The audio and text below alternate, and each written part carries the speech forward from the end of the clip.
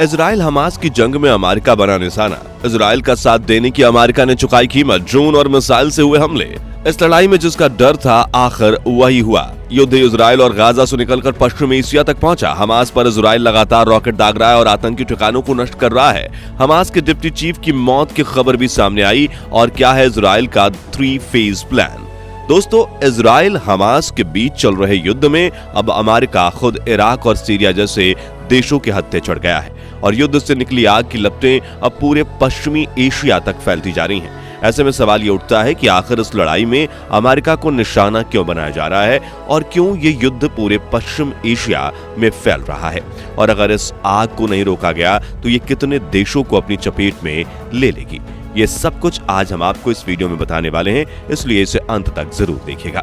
दोस्तों, इजराइल और हमास के बीच चल रही जंग में जिस बात का सबसे ज्यादा डर था अब वही होता हुआ दिख रहा है। दरअसल एक्सपर्ट्स ने यह अनुमान लगाया है कि जल्द ही इस लड़ाई को खत्म करने का कोई तरीका नहीं निकाला गया तो इससे कई सारे देश शामिल होंगे और इफेक्ट भी होंगे और ये लड़ाई एक मिनी वर्ल्ड वॉर में बदल जाएगी। आपको बता दें कि विशेषज्ञों का यह अनुमान है कि अब सच होता हुआ ये दिखाई दे रहा है और इसकी शुरुआत अमेरिकी सैनिक पर हुए एक के बाद एक कई हमलों से की गई है। असल में अभी कुछ दिन पहले अमेरिकी राष्ट्रपति जो बाइडेन एक छोटे से दौरे पर इजराइल पहुंचे हुए थे। वहां पहुंचकर उन्होंने Israeli prime minister Benjamin Netanyahu से मुलाकात की और उन्हें यह आश्वासन दिया कि अमेरिका इस लड़ाई के अंदर हर हाल में इजराइल के साथ है। यहाँ तक कि अल अहली अरब हॉस्पिटल पर किए गए हमले पर जहां पूरी दुनिया ने इजराइल से नाराजगी जताई, वहां पर भी अमेरिका इजराइल का पूरा सपोर्ट करता नजर आया। मगर अब इसी सपोर्ट की कीमत अमेरिका के सैनिकों को चुकानी पड़ रही है, जिनके ऊपर पिछले 5 दिनों से लगातार हमले हो रहे हैं। दरअसल सीरिया और इराक जैसे देशों में अमेरिका के तकरीबन 4000 सैनिक तैनात हैं। इन सैनिकों का काम आतंकवादी संगठनों से निपटने में वहां के लोकल सैन्य बलों की मदद करना है। लेकिन जब से जो बाइडेन ने इजराइल का साथ देने की बात कही है, तभी से अमेरिकी सैनिकों के बेस पर ड्रोन और मिसाइल से हमले होना शुरू हो गए हैं। वैसे अमेरिकी सैनिकों और उनके बेस पर यह अटैक अचानक से नहीं हुए, बल्कि इन हमलों को लेकर अमेरिका को बाकायदा धमकी दी गई थी। यह धमकी ईरान की तरफ से वहां के हथियारबंद गुटों के द्वारा दी गई थी, जिसमें कहा गया था कि अगर अमेरिका ने इजराइल का साथ दिया तो उनके ऊपर ड्रोन और मिसाइल की बारिश होगी। लेकिन अमेरिकी राष्ट्रपति ने इन धमकियों की कोई परवाह नहीं की और निडर होकर इजराइल के खुले समर्थन का ऐलान कर डाला और इसी की कीमत अब इराक और ईरान में तैनात अमेरिकी सैनिकों को चुकानी पड़ रही है। इन सिपाहियों के सर पर मौत हर वक्त मंडरा रही है और किसी भी वक्त एक बड़ा हमला सैकड़ों सैनिकों की जान ले सकता है। और इसको लेकर सिर्फ अमेरिका को ही चिंता नहीं हो रही, बल्कि यूरोप और उनकी भी जान हलक में आ गई है, क्योंकि इराक के जिस अल असद एयरबेस पर यह हमले किए गए हैं वहां सिर्फ अमेरिकी सैनिक ही नहीं बल्कि यूरोप के कई देशों की सेनाएं तैनात हैं। ऐसे में यूरोप ने अमेरिका को साफ साफ तौर पर कहा है और ये चेताया है कि इस लड़ाई की आग यूरोप तक किसी भी हाल में नहीं आनी चाहिए। इसके लिए जरूरी है इजराइल के चारों तरफ मौजूद पश्चिमी एशिया के मुस्लिम देशों को शांत रखा जाए। असल में यूरोप पिछले 1 साल से चल रहे रशिया यूक्रेन वॉर में अपना काफी कुछ नुकसान कर चुका है। ऐसे में उसके अंदर अब एक और युद्ध को झेलने की ताकत नहीं बची है।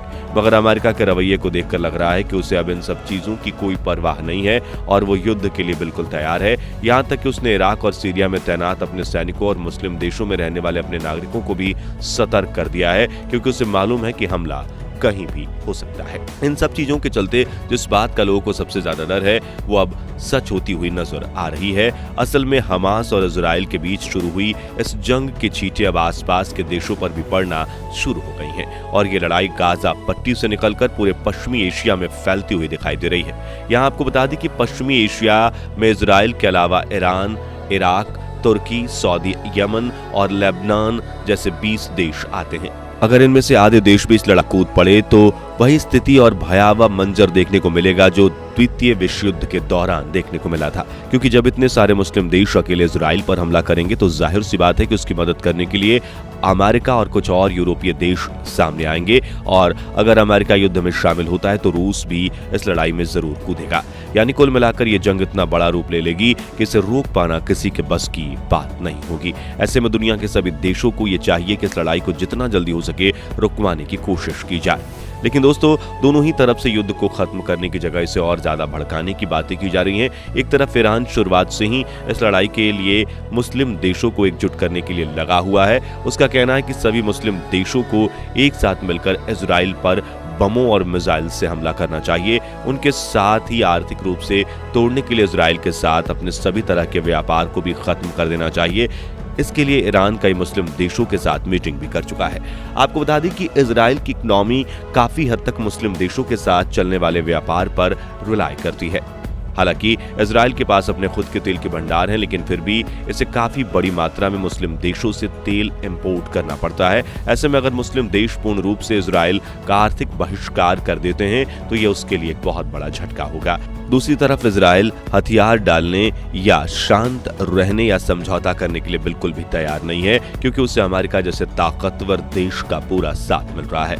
आपको बता दें कि इस लड़ाई में अमेरिका ही इजराइल को हथियार दे रहा है और अमेरिका की तरफ से यह घोषणा भी की गई है कि जल्दी ही वो हथियार के रूप में इजराइल को $10 बिलियन की मदद पहुंचाने वाला है। यानी जल्द ही अमेरिका इजराइल को $10 बिलियन की कीमत के हथियार देने वाला है। इतना ही नहीं, इजराइल खुद भी इस युद्ध में पीछे हटने की जगह हमास को पूरी तरह से जड़ से खत्म करने का प्लान बना रहा है। ये बेखौफ रवैये को देखकर लग रहा है कि मानो इजराइल को इस बात का कोई डर नहीं है कि उसे इस जंग में कितना नुकसान होगा या उसके कितने लोग मारे जाएंगे। इजराइल की तरफ से ये बात बिल्कुल साफ कर दी गई है कि इस बार वो हमास के निशान तक को मिटा देना चाहता है, ताकि हर थोड़े दिन में होने वाले इस जंग में हमेशा के लिए उसे छुटकारा मिल जाए। इसके लिए इजराइल अपने 3 फेज प्लान पर काम कर रहा है। इस प्लान का पहला फेज गाजा पर जितना हो सके उतनी बमबारी करना है, ताकि हमास के छुपे हुए लड़ाके और उनके अड्डों को बर्बाद किया जा सके। यही वजह है कि जिस दिन से ये जंग शुरू हुई है तभी से इजराइल गाजा पर हर रोज बमों की बरसात कर रहा है।